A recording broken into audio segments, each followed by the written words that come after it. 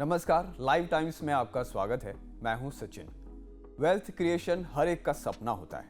Wealth create करने के लिए सब लोग अपने अपने तरीके से पैसा इन्वेस्ट करते हैं, लेकिन सही तरीका तो एक्सपर्ट्स ही बता सकते हैं। आज हमारे साथ एक ऐसे ही एक्सपर्ट हैं जो आपको बताएंगे वेल्थ क्रिएट करने के इन्वेस्टमेंट मंत्र। हमारे साथ हैं renowned investment management firm Helios capital के फाउंडर समीर अरोड़ा जी। तो समीर जी फाइनेंस और एसेट मैनेजमेंट का 30 सालों का अनुभव रखते हैं। सर, बहुत बहुत स्वागत है आपका हमारे इस पॉडकास्ट में हमारे साथ। सर, हम सिर्फ ये बात करेंगे कि इन्वेस्टमेंट की जर्नी कैसे होनी चाहिए। तो मेरा सबसे इससे पहले कि हम बात करें, लेकिन मैं सबसे पहले सर आपके बारे में जानना चाहूँगा। आप पहले IITN रहे, उसके बाद फिर आप कैसे फाइनेंस के वर्ल्ड में किस तरीके से आपकी एंट्री हुई? तो जी मैंने इंजीनियरिंग की थी इंडिया से, IIT दिल्ली से, और उसके बाद मैंने MBA किया IIM कैलकाटा से। तो उसके बाद मैं दिल्ली में जॉब कर रहा था, लेकिन वो फाइनेंस के दिन नहीं थे। तो मैं 80s की बातें कर रहा हूँ। जी जी।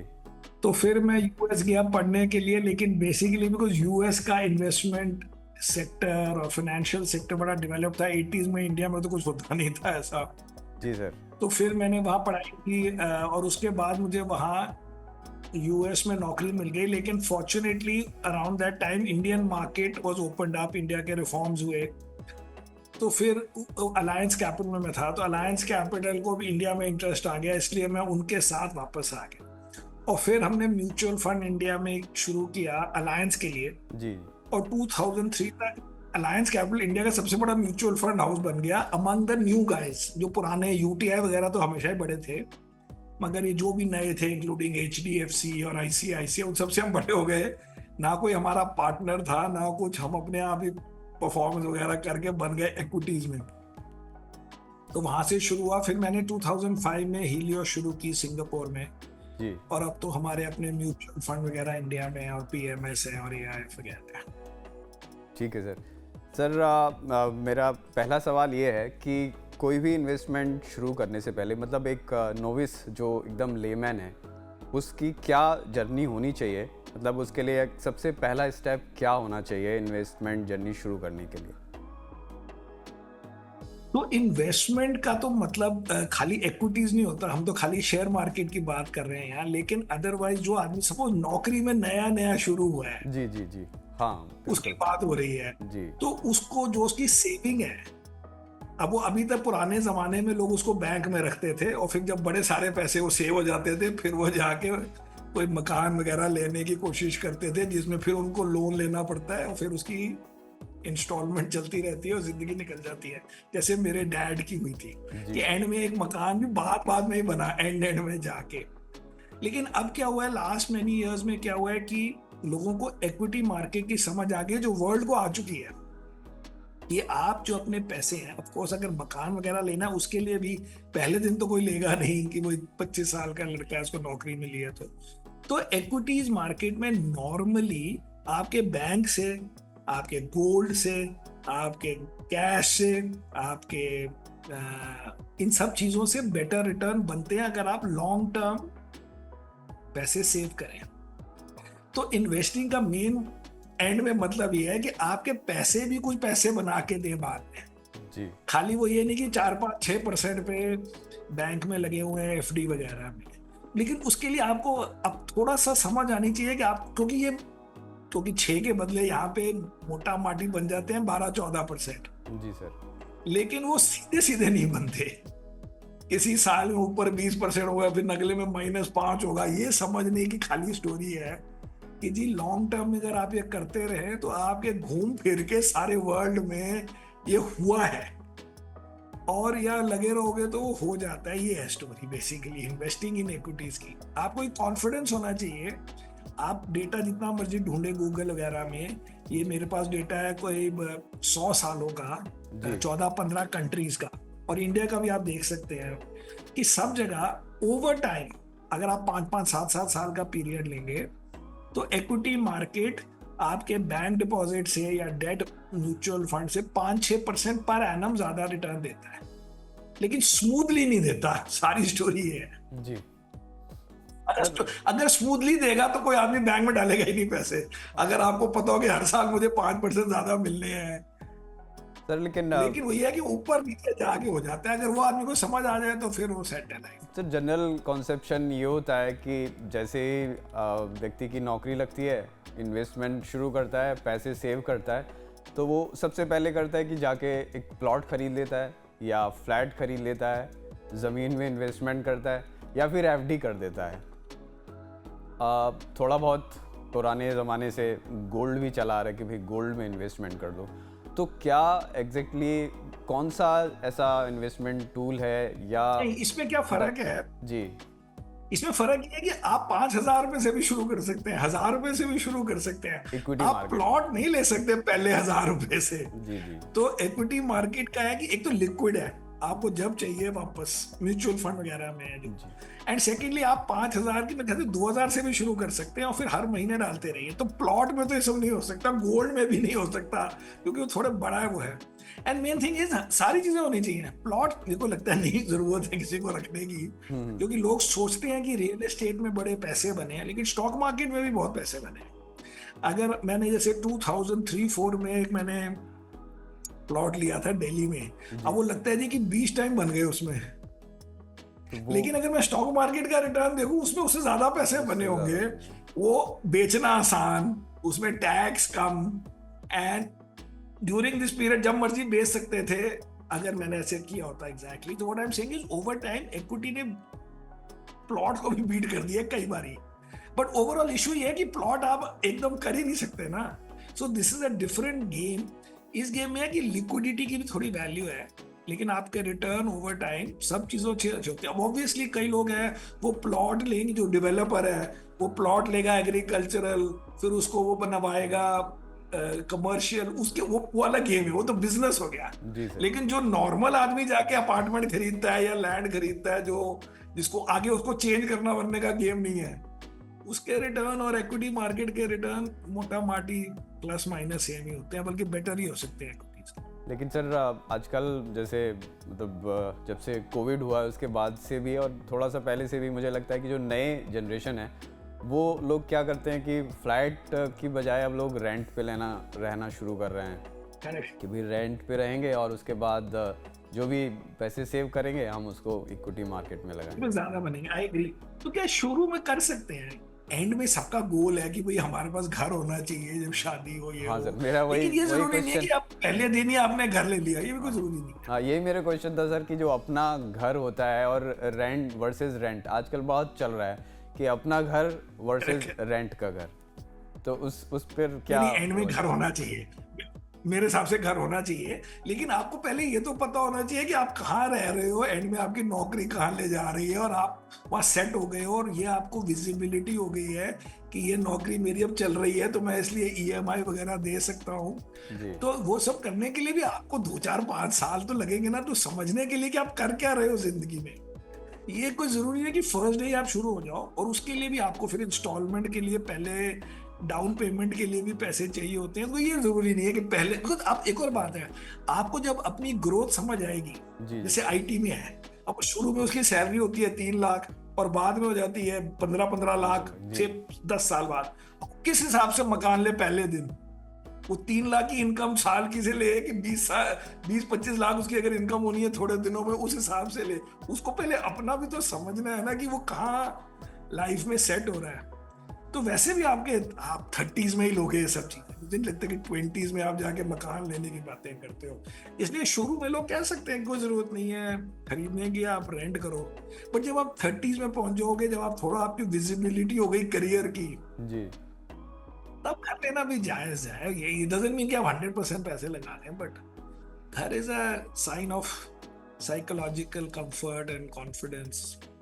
ठीक है सर, तो ये तो क्लियर हो गया कि अगर वेल्थ बनानी है तो आपको इक्विटी मार्केट में इन्वेस्टमेंट करना चाहिए। सर दूसरा इसमें एक सबसे बड़ा वो चलता है कि इन्वेस्टमेंट लॉन्ग टर्म हो या फिर ट्रेडिंग भी एक बहुत बड़ा वो है कि पहली बात है कि आप अपने आप तो ट्रेडिंग करोगे तो आपको नौकरी कम करनी पड़ेगी, क्योंकि ट्रेडिंग करने का मतलब है कि आप कर रहे हो ये, तो उसके लिए मतलब आप अपनी नौकरी को कॉम्प्रोमाइज कर रहे हो जी। तो मुझे लगता है कि वो आसान काम नहीं है। वो 95% पब्लिक को नौकरी जो मिली है या वो जो काम कर रहे हैं, कोई इंजीनियर है, कोई डॉक्टर है, कोई कुछ है, वो कहाँ ट्रेडिंग में एकदम लग जाए। जी 2-4% बंदे हैं जो ट्रेडिंग में भी अच्छे हों, बट उसमें भी मुझे लगता है कि ये जो लोग बातें करते हैं कि हम फुल टाइम ट्रेडर बनना चाहते हैं, उनको मेन बात लगती है कि मैं अपना बॉस हूँ हाँ या मुझे किसी सही की बात। बात नहीं सुननी है। सबसे बड़ा बॉस है मार्केट। वो ऐसा सीधा करेगा कि वो बेचारा कंपनी का बॉस क्या आपको सीधा करेगा। तो दैट ऑल्सो आप जल्दी में नहीं कर सकते। मतलब आपको समझना पड़ेगा अपने आप को कि आप उस टाइप की हैंडल कर सकते हैं, क्योंकि आपको एक तरफ से रेगुलर इनकम चाहिए, और फिर अगर थोड़ा लॉस हो जाए तो आपका अपनी साइकोलॉजी कैसी है।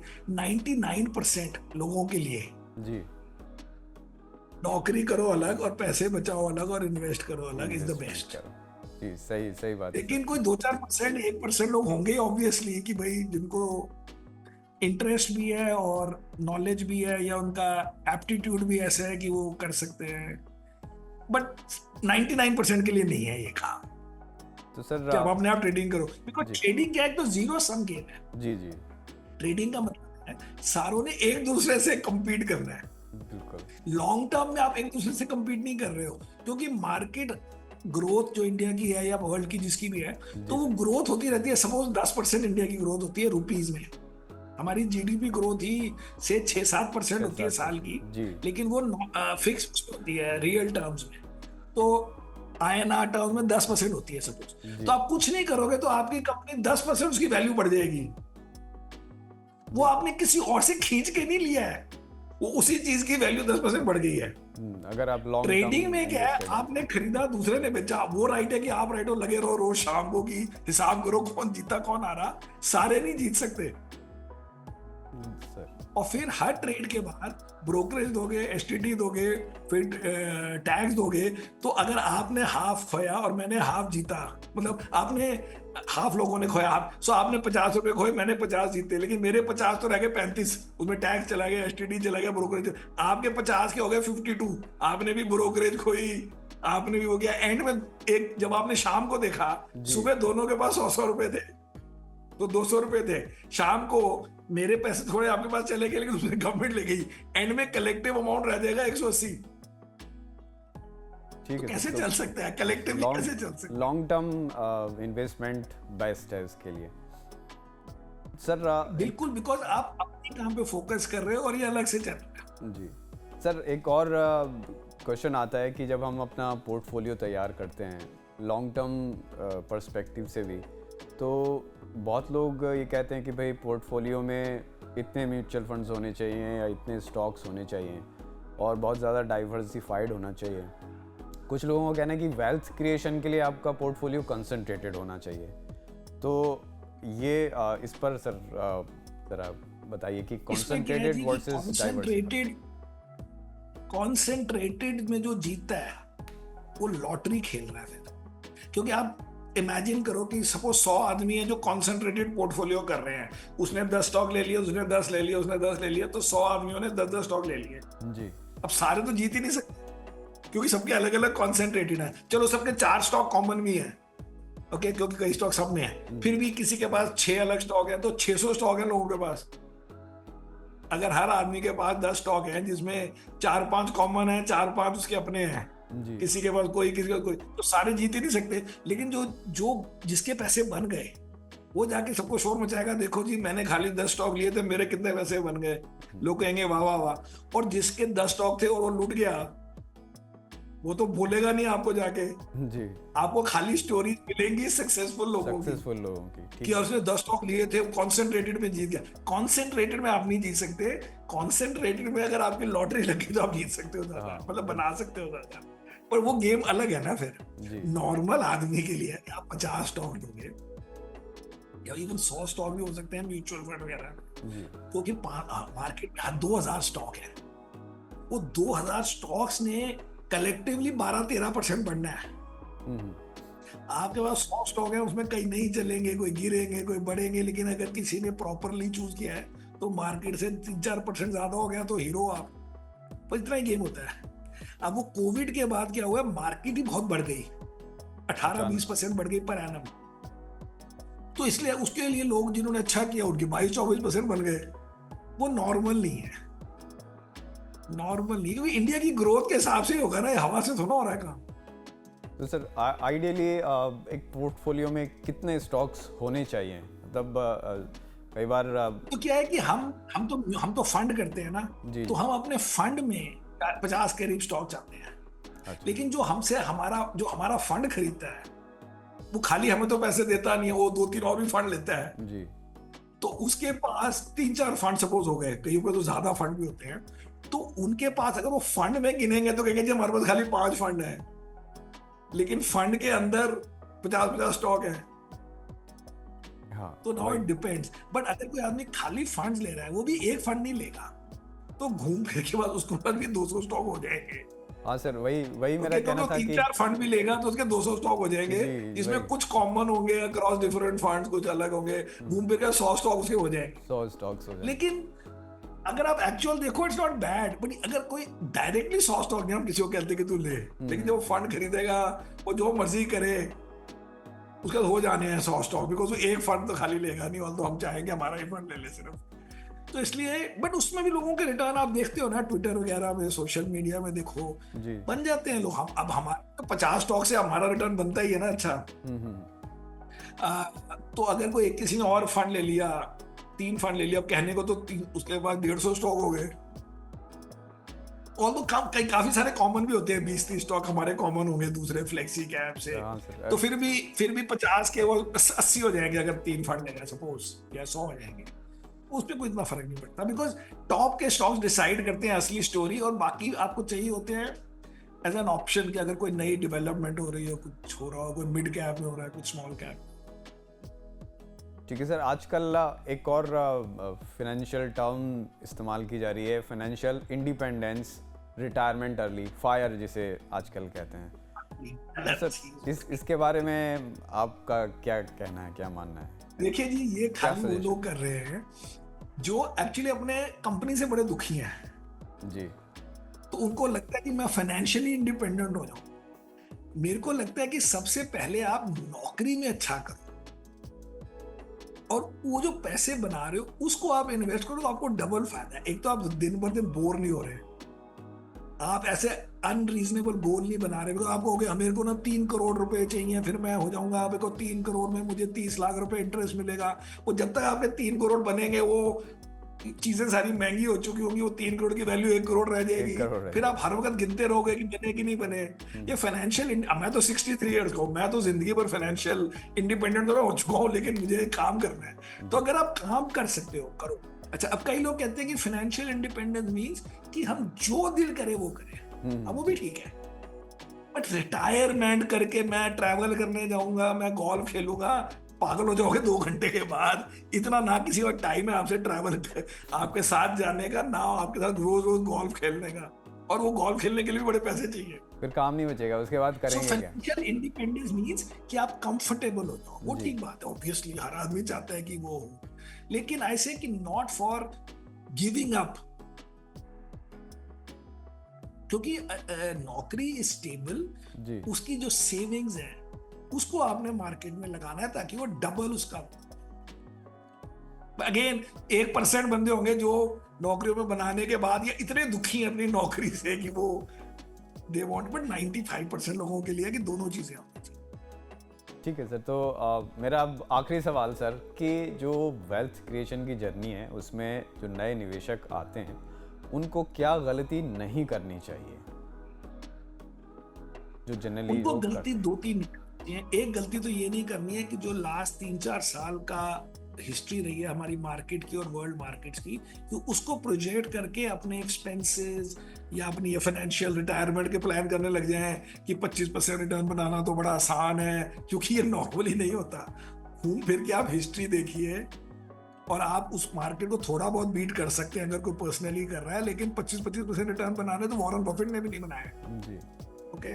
तो उससे क्या होता है कि आपका कॉन्फिडेंस चेंज होता है। मैं तो नौकरी छोड़ के ट्रेडिंग शुरू कर दूंगा, मैं तो नौकरी छोड़ के अपना पीएमएस खोल दूंगा क्योंकि मैंने कोई स्मॉल कैप स्टॉक लिया था जो बड़ा चल गया। ये नॉर्मल नहीं है। So that is one mistake. Second mistake as I said is, किसी आसानी से नौकरियां नहीं छोड़नी है। एंड थर्ड में भी आई कैन से कि अगर आप ये समझ लें कि इक्विटी मार्केट ओवर टाइम बड़ा अच्छा करती है जी तो अगर मार्केट खराब, आपको पैनिक करें बट इतना पैनिक ना करें कि मार्केट से चीजें निकाल लें। आप चेंज कर लो स्टॉक को, आप फंड को चेंज कर लो, आप फंड मैनेजर को चेंज कर लो, but over time equity markets recover हो जाती हैं। आप कोई भी इवेंट ले लो, आप वर्ल्ड वॉर के पहले क्या हुआ, वो 1929 में डिप्रेशन के पहले क्या हुआ, इंडिया में 2007 से क्या हुआ, घूम फिर के और वो मार्केट recently उसको आगे की जाती है। कोविड बहुत बड़ा एग्जाम्पल है। कोविड एक बहुत बड़ा कोविड example- जी कोविड तो बहुत फास्ट ही खत्म हो गया, तो इसलिए एब्सोल्युटली तो 30% मार्केट जब गिर जाए, भागना नहीं है कहीं, जी इधर उधर घुमा लो जो घुमाना है। और अगर SIP वगैरह कर रहे हैं वो नॉर्मली करते जाए। अब कोविड में तो मैं भी डर गया था, बिकॉज जी। कोविड वाज रियली उसमें लोग मर रहे थे ना, बिल्कुल। उसमें था कि आप कमरे से भाग जाओ, उसे हाथ ना मिलाओ, that was a different game. जी बट जो खाली फाइनेंशियल होते हैं वो तो बड़े आसानी से हम भी कहते हैं कोई नहीं वापस आ जाएगा। वापस आ जाएंगे। कोविड में मैं भी डर गया, मैंने भी नहीं डाले बड़े महीनों तक कि तो मतलब इट लुक्ड कि पता नहीं क्या हो रहा है वर्ल्ड को, you know it was a very different game. But generally I am saying कि आप इसका लगे रहो, मुन्ना भाई is the answer for that. ठीक है सर, और आप अगर कुछ सलाह देना चाहें अपनी तरफ से सर, कुछ और बोलना। यही सलाह है जी कि मार्केट जो है it pays well, it rewards well. इसमें एक तो एक्सपेक्ट ये नहीं करना कि वो ATM है जी या कि FD है, but over time it does. और अगर अपने आप करना है तो फिर पढ़ाई मीन बुक शुक्स पढ़नी पड़ेंगी। ये नहीं कि आज ये चल गया तो ये हो गया, ट्विटर में किसी ने 2 लाइन लिख दिया तो खरीद लिया, ये सब नहीं टिप्स करना पे होता नहीं है। खरीदना है। और फंसना नहीं है लोग बातों में। आजकल कैसे लोग बोलते हैं हम 3% पर मंथ दे रहे हैं, फिर कहते हैं जो भाग गया 200 करोड़ लेके। ये जी। कौन लोग हैं? इनको समझना है ना कि ऐसे नहीं होता। उसको अगर 3% पर एनम उसको पर मंथ उसको मिल रहे होंगे, उसको आपकी जरूरत नहीं है।